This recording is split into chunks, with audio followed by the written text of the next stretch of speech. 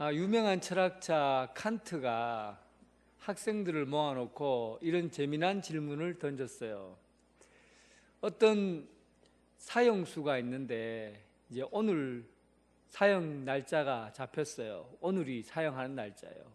그런데 지구의 종말이 내일 지구의 종말이 오는 겁니다. 이럴 경우에 과연 사형수의 사형을 집행하는 것이 옳으냐, 아니면 하루라도 풀어줘서 집에 가게 하고 살려주는 것이 옳으냐, 이것을 질문으로 던진 거예요. 무슨 말인지 알겠습니까? 사형수가 오늘 사형을 당해야 되는데 죄를 짓고 내일이 지구 종말이에요. 자, 그렇다면 살려주어야 한다고 생각하는 사람 손 들어보세요. 예. 살려줘야 한다는 손 한번 들어보세요. 예. 죽여야 된다. 그래도 죽여야 된다 생각하는 사람 손 들어보세요. 굉장히 뛰어난 식견을 갖고 있는 분이 계시네.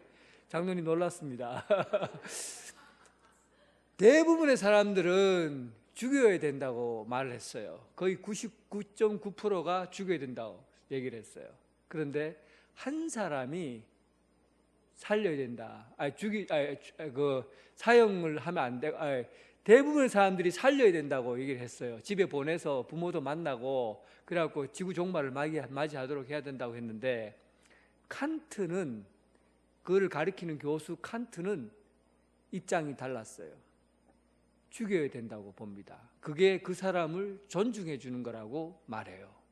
놀랍지요? 왜 그러냐 하니까, 인간이라는 것은 자기가 지은 잘못에 대해서 책임지는 사람이 인간이라는 거예요. 책임을 질 수 있기 때문에 인간이지, 책임을 회피하는 것이 인간이 아니라는 겁니다. 하루를 살더라도 책임 있는 존재로 살아야 된다. 그래서 네가 사형을 당할 만큼 죄를 지었으면 거기에 마땅히 책임을 짓고 사형을 당해야 옳다, 이래 본 거예요. 신앙적으로 다 받아들일 수는 없어요. 그러나 부분적으로 굉장히 이제 인간의 존재를 알 수 있는 굉장히 긍정적인 이야기라고 생각합니다.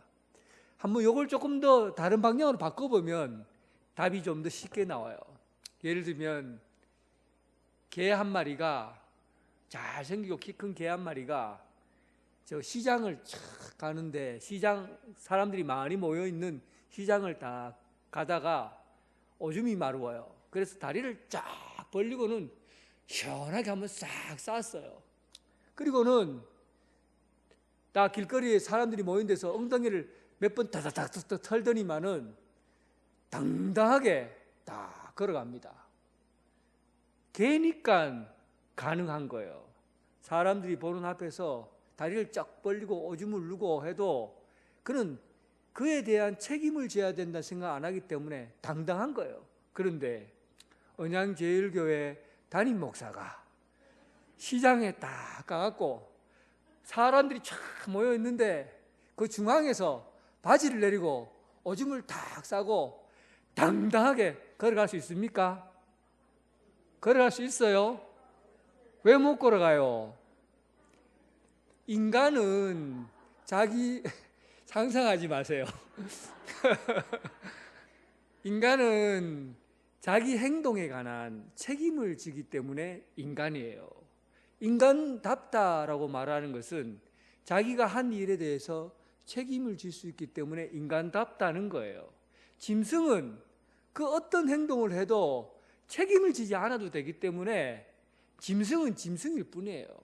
그래서 우리가 죄를 범하면 그 죄를 범한 만큼 거기에 대한 책임을 지는 게 인간다운 삶이라고 그런 겁니다. 이해 갑니까? 오늘 하나님께서 우리에게 계명을 주었어요. 이 십계명이라는 것은 그것을 준 사람에게, 누구에게 이 계명을 받았느냐에 따라서 그의 책임감이 달라지는 거예요.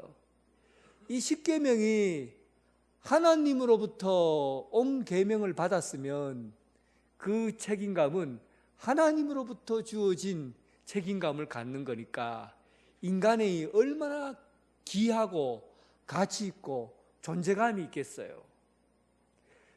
십계명이 십계명이 선포되게 된 것은 시내산에서 선포가 됐어요. 이스라엘 백성들이 세 달 동안에 걸어서 시내산 앞에 도착을 했고, 그리고 모세가 산에 올라가서 하나님의 계명을 받아 내려와서 선포한 말씀이에요. 그런데 이 십계명을 받기 전에 이스라엘 사람들의 형태가 어떤 형태였고 존재감이 어떤 존재감을 갖고 있었냐는 거예요.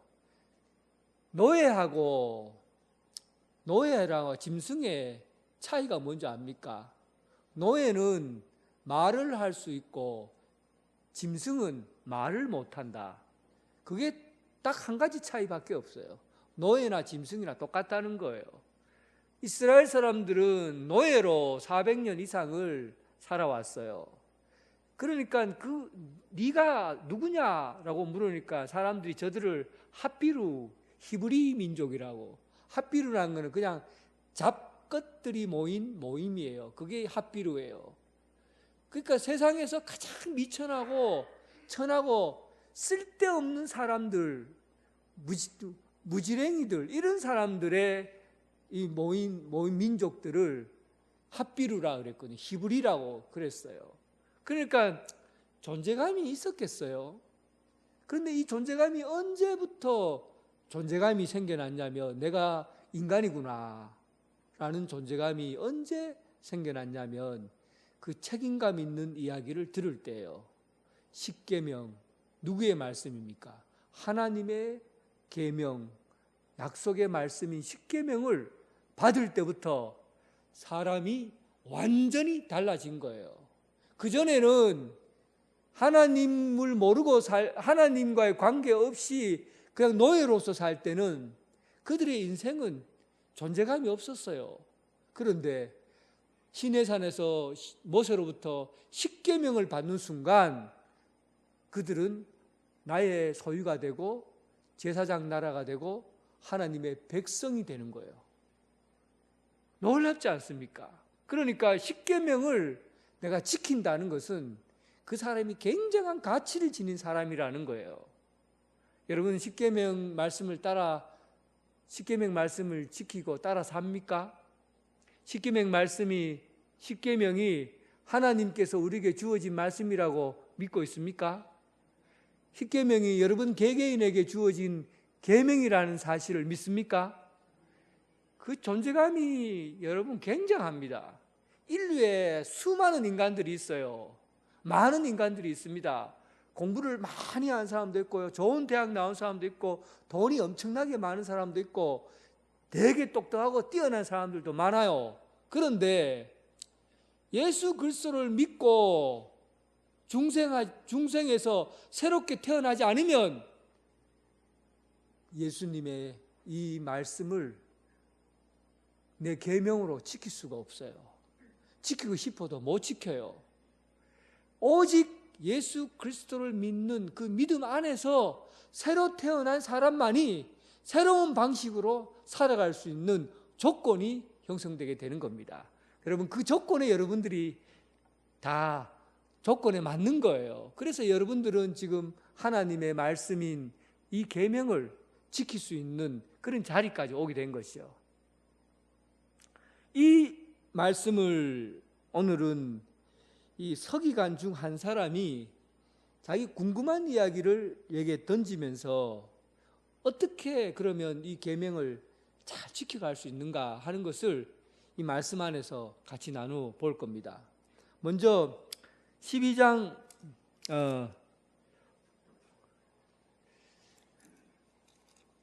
오늘 본문 말씀 28절에 보면 12장 28절에 서기관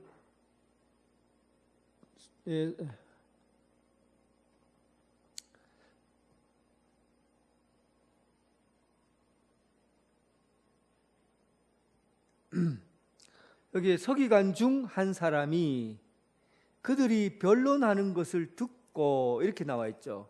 서기관이라는 것은 랍비예요. 율법학자죠. 율법학자가 예수님과 어떤 사람의 대화를 하는데 그 대화를 듣고 놀란 겁니다. 와, 세상에 이렇게까지 해석할 수도 있는가? 이야, 이거는 이 세상에서 들어볼 수 없는 해석 방법이다. 이렇게 놀란 거예요. 그 내용이 어떤 내용이냐 하면 12장 18절 이하의 내용이에요. 12장 18절만 보면 그 전에 있는 내용이죠. 그러니까 부활이 없다 하는 사두개인들이 예수께 와서 물어 이르되, 사두개인들이 예수님 앞에 질문을 던지는 겁니다. 곤란한 질문. 사두개인들은 부활과 천사를 믿지 않아요. 그러니까 이제 엉뚱한 아이디어를 가지고 예수님을 괴롭히려고 질문을 해요. 어떤 질문이냐 하면 유대인들이 지키고 있는 형사치수 방법이에요. 형사는 형 할 때 형이고 사는 죽을 사자예요. 그러니까 형이 죽으면 형수를 취한다. 동생이 형수를 취한다라는 법이에요. 그러면 어떻게, 여기 보면 7명의 형제가 있는데 7명의 형제 중에서 첫째 아들이 결혼을 했어요. 여자랑 결혼을 했어요. 결혼했는데 남자가 죽은 거예요. 그러면 둘째 동생이 형수랑 같이 살게 되는 거예요. 그 결혼해서 사는 거죠. 그런데 둘째도 죽었어요. 그러면 누가 같이 삽니까? 셋째가 같이 사는 거예요. 근데 셋째도 죽었어요. 넷째가 살게 돼요. 이렇게 쭉쭉쭉 내려가다 보니까 7째까지 왔어요. 7째도 죽었어요. 형수도 죽었어요. 그래서 천국이 있다고 하면, 천국에 가면, 그러면 이 여자는 남자가 몇 명입니까? 7명이죠. 이 중에 누구랑 살아야 됩니까? 진짜 곤란한 질문이잖아요. 예수님 앞에 얘기를 한 거죠. 여러분, 지금 우리가 사는 세상에서 사두개인은 천사하고 부활이 아예 없다고 보는 사람들이에요. 자기들이 정해놓은 시야에서 한 번도 벗어나 보지를 못했어요. 어떤 군 장성이면 보수적이잖아요. 나라를 지키는 사람 대부분 그렇죠. 그 딸이 서울대학교 운동권 출신이에요. 좌파 계열의 운동권 출신인데, 아버지가 군 장성인데 딸이 공산주의 개념을 갖고 있는 좌파예요.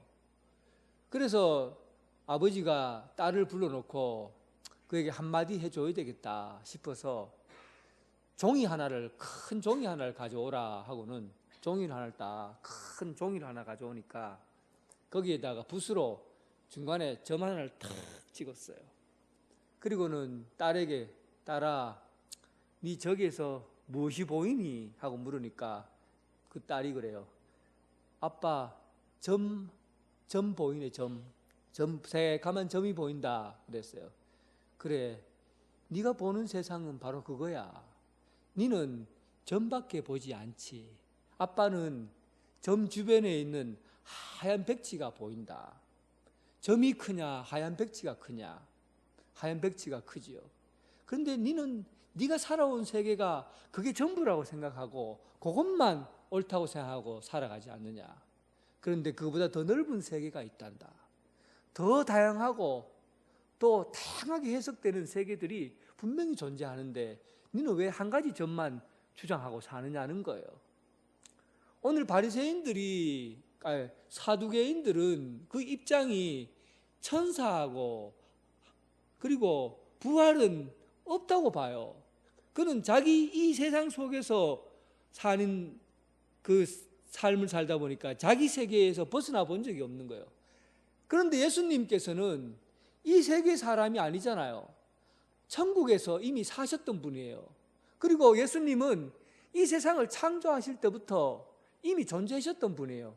그러니까 우리가 사는 세상뿐만 아니라 이 세상 바깥에 무한한 우주의 세계, 하나님 나라에 대한 이야기들을 예수님은 다 알고 계셔요. 그러니까 사두개인은 자기 점밖에 모르니까 당연히 예수님이 곤란할 거라 생각한 거죠. 천국에 가면 누가 이 아내의 남편이 되겠습니까? 물으면 예수님이 이제 큰일 났다. 7명 중에서 누굴 선택해야 되나 골치 아프게 된 거죠. 그런데 예수님은 천국을 알고 계시고 성경도 알고 계시고 하나님의 능력도 알고 계시고 또 이 세상을 다 알고 계시고 폭넓게 알고 계신 분이니까, 하늘나라에 가 계셨던 분이니까 당연히 간단하게 대답을 할 수밖에 하죠. 그래도 그런 대답을 하는 겁니다. 하늘나라에는 장가도 가지 않고 시집도 가지 않는다. 왜 그렇습니까? 사람이 영원히 살기 때문에. 장가가고 시집 간다는 것은 생명을 낳고 생명을 낳아서 계속 이어가겠다는 거잖아요. 그런데 천국은 낳고의 세계가 아니에요. 그냥 영원이에요. 무슨 말인지 알겠습니까? 천국은 가서 결혼하고 낳고 이렇게 사는 공간이 아니라고요. 그것은 그냥 천국에 가면 우리 몸이 부활의 몸으로 바뀌고 그리고 영원히 사는 거예요. 그냥 한 사람으로서 영원히 사는 거예요. 그러니까 결혼했고 결혼 안 하고 아무 상관이 없어요. 그냥 그 한 사람으로 영원히 사는 겁니다. 이 이야기를 듣고 있던 오늘 12장 본문에 나온 서기관, 율법학자가 예수님의 해석에 대해서 깜짝 놀란 겁니다. 세상에 이런 해석이 있을 수 있는가? 너무 놀랐죠. 그래서 평상시에 자기가 고민하는 것을 예수님 앞에 다시 물었어요. 이건 예수님을 사두개파 사람처럼 예수님을 곤란하게 하려는 게 아니라 진짜 살아오면서 고민했던 거예요. 진짜 어떻게 무엇을 선택해야 될지 모르겠다 하고 자기 고민을 예수님 앞에 얘기한 거예요. 그 고민의 내용이 뭐냐 하면 예수님께 물어요. 모든 계명 중에 으뜸이 되는 것, 모든 계명 중에 첫째가 되는 율법이 무엇입니까? 이 10가지 계명 중에 첫째가 되는 계명, 그리고 613가지의 장로 유전 중에서 가장 중요한 게 뭐겠습니까? 유대인들은 율법을 잘 지키려고 하다 보니까 자기가 율법을 더 잘 지킨다고 생각을 하고 내가 율법에 대해서 제일 잘 안다고 생각하니까 이게 율법을 가지고 싸움이 붙는 경우가 종종 있는 거예요. 내가 부모에게 효도한다고 하면서 내가 하나님께 다 드렸으니까 부모에게 효도하지 않아도 하나님께 다 드림이 되었으니까 나는 괜찮다. 율법의 으뜸은 하나님을 경외하고 하나님을 섬기는 거니까 부모 효도는 뒷전이 밀린 거죠. 그래서 어느 것이 으뜸이냐에 대해서 자기 자신의 신앙을 정당화하려고 했던 거예요.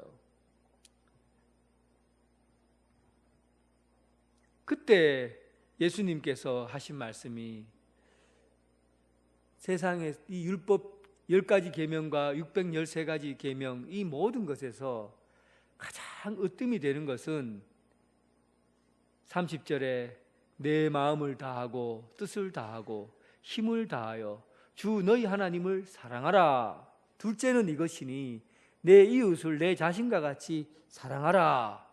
이보다 더 큰 계명이 없다. 이걸 한마디로 하면 하나님을 사랑하고 이웃을 자기 몸과 같이 사랑하라. 이 2가지 계명, 한 가지죠. 이 계명이 모든 계명의 으뜸이고 첫째라고 본 겁니다. 요한 1서 5장 21절에 보면 하나님을 사랑하는 것은 이것이니 우리가 그의 계명들을 지키는 것이라. 계명을 지키는 것은 하나님을 사랑하는 것이다. 그 계명들은 무거운 것이 아니로다. 계명이 절대 무겁게 느끼지 않는다는 거예요. 사실은 이스라엘 사람들은요, 유대인들은 율법을 지키느라 율법이 너무 무거웠어요. 너무 율법이 짐이 되어버린 거죠. 제가 여러분들께 한번 말씀드렸던 것 같은데 서울에서 제가 부목사로 생활할 때 새가족을 제가 맡아서 하는데 새로운 사람이 오셨어요. 오셨는데 진짜 잘 보기 드문 사람이 왔어요. 새로운 사람인데 보기 드문 사람 어떤 사람일까? 남대문에서 남대문을 이렇게 자기 마음대로 주무르는 조폭 두목이, 그때는 두목이라 그러면 안 되죠. 조폭 회장이 교회에 오셨어요. 교회에 오셔서 그분이 이제 키가 한 190 정도 되고요. 손이 내 머리만 해요. 내 머리 좀 작은 편인데 내 머리만 해요. 주먹을 딱 쥐면은 내 머리가 비슷해요. 손이 엄청 커요. 머리는 정상적인 깍두기 모양으로 탁 해갖고, 그리고는 등록하겠다고 왔어요. 그래서 제가 깜짝 놀고 속으로 좀 쫄기도 하고, 그래가 어떻게 오셨어요? 하고 이제 물었죠. 물으니까 이제 이분이 하시는 말씀이, 나중에 좀 친해지면서 본인이 얘기를 하더라고요. 네, 제가 사실은 교회에 오게 된 것은 우리 집사람 때문에, 우리 집사람이 나를 너무 사랑해줘서 내가 우리 집사람에게 뭔가 보답해 주려고 교회에 왔습니다. 그래요.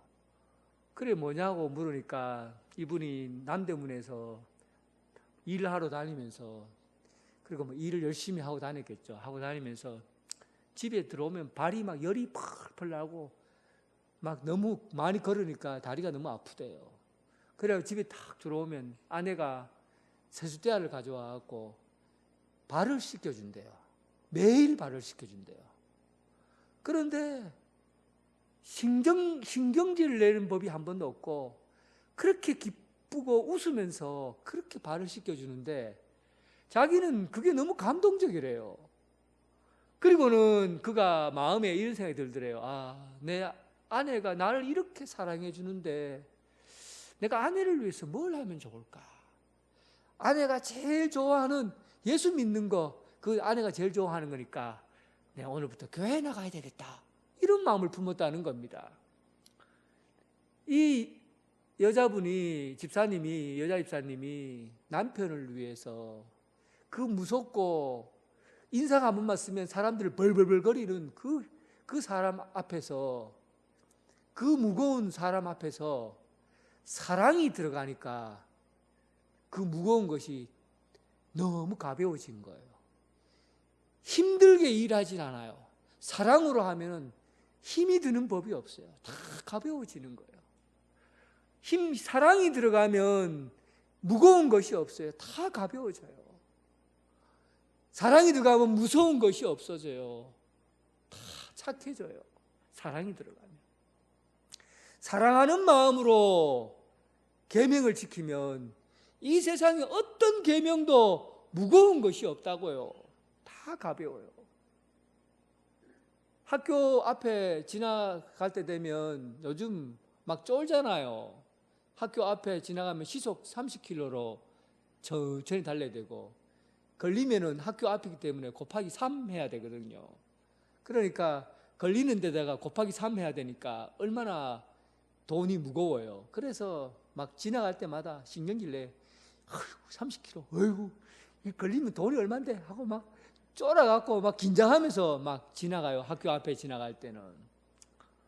그런데 여러분, 그 학교에 내 딸, 내 아들이 다닌다고 생각해 보세요. 애들이 딱 나오면서, 학교 나오면서 그냥 초록불 보면 그냥 총알같이 뛰어나가요. 막 뛰어나가요. 내 딸, 내 아들이 거기에 다니고 있으면 그 30km로 달리면서 입을 뭐라고 하면서 막 욕하면서 가겠습니까? 아니면은 아이고 30km도 빠르다. 아이고야 좀 더 천천히 가야 되겠다. 내 딸을 보호하고 내 아들을 보호해 줘야지. 이런 마음이 드는 거 아니에요. 계율과 규칙이 무겁고 힘든 거는 사랑이 없기 때문에 그래요. 사랑하는 마음으로 해결하면 모든 게 다 가벼워요. 힘들지 않아요.